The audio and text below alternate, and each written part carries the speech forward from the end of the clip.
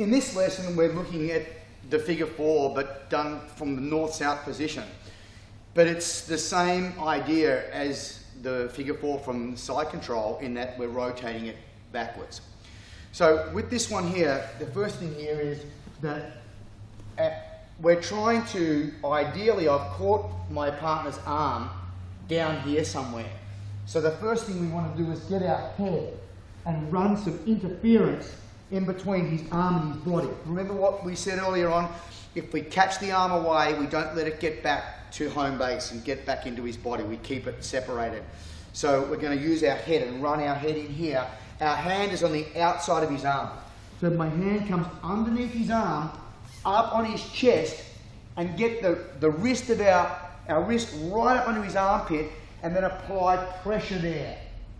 So what I'm doing is I'm stapling his arm. By stapling, what I mean is to get the skinniest part of my wrist jammed right up there, and then apply my body weight at the other end of the lever, which in this case is the humerus bone down there. So we've got 2 points on the arm. That's why we call it stapling. If my arm is in the middle and my weight's definitely on top of it, that is some pressure, but you don't get that stapling effect and by bending the bone around 2 points. So by getting right up under here and applying pressure down there, it makes it very hard for him to get his arm out.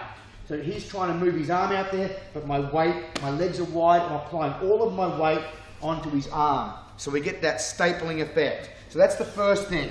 So my head's inside, my hand's outside. Up and staple the arm.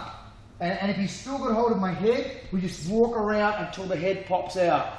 Then walk back. My right hand comes down, grips the wrist. My left hand grips my right wrist. There's the figure 4.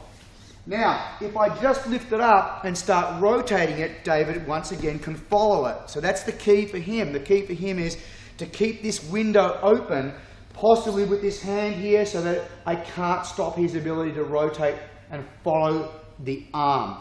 I want to get this action like a helicopter propeller.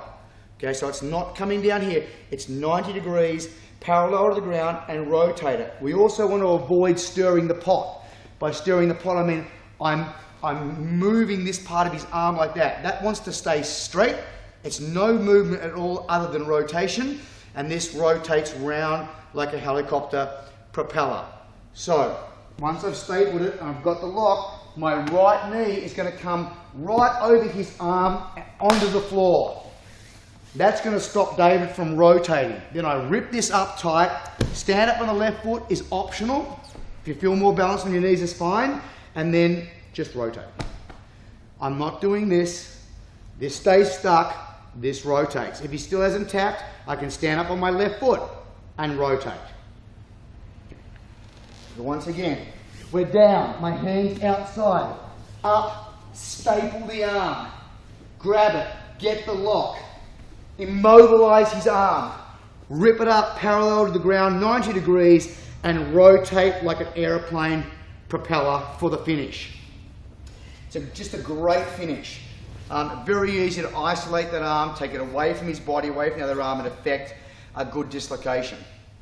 So one of the most common defenses that anybody will do once you get this control is they'll go ahead and grab the material of their collar or their belt.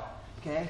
So I may have gotten to the point here where I'm sitting over the arm or stepping over the arm, but I can't pull away because he's grabbing the material. So the way his fingers are, they're weakest in this direction. So what I'm going to do here, and I can do this safely with a lot of power because this is not putting his arm in danger, is rip away in this direction hard. Then get up here, get us into the good position, and then slowly and under control turn away. So once again, I want you to understand, we're not ripping his hand back behind him hard. A, it probably won't work because he's gripping, but B, if he loses his grip, I could hurt his shoulder. But I can rip away hard, and then very slowly in control, finish the lock.